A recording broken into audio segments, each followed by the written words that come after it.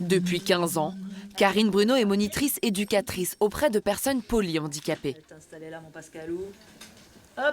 Tout comme ses confrères en milieu hospitalier, elle fait partie de la fonction publique. Pourtant, elle n'a pas touché la revalorisation de salaire de 183 € prévue par le Ségur de la santé.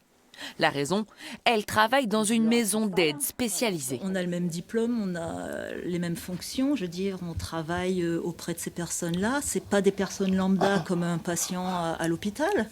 Donc ouais, on se sent moins reconnu. De toute façon, on n'est pas connu. Les masses ne sont pas connues, c'est sûr.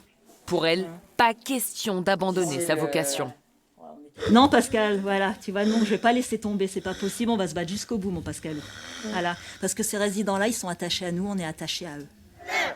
Dans cette masse de Chambéry, le personnel médico-social se mobilise depuis une semaine. Manifestations, banderoles, chansons.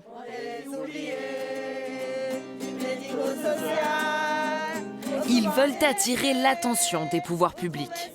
On se sent humilié, on se sent dévalorisé.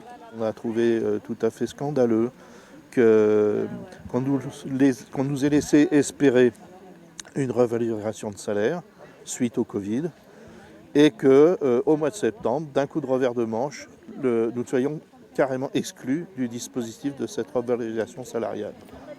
Aujourd'hui, tous s'inquiètent pour leur avenir et celui de leur profession.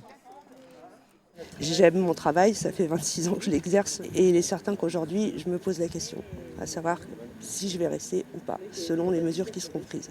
À partir du moment où on ne sera plus attractif, notamment par le salaire, ça va être extrêmement compliqué pour nous que de pouvoir garder nos agents qui sont très très motivés à l'heure actuelle et de pouvoir embaucher derrière. Ça va être quasiment impossible.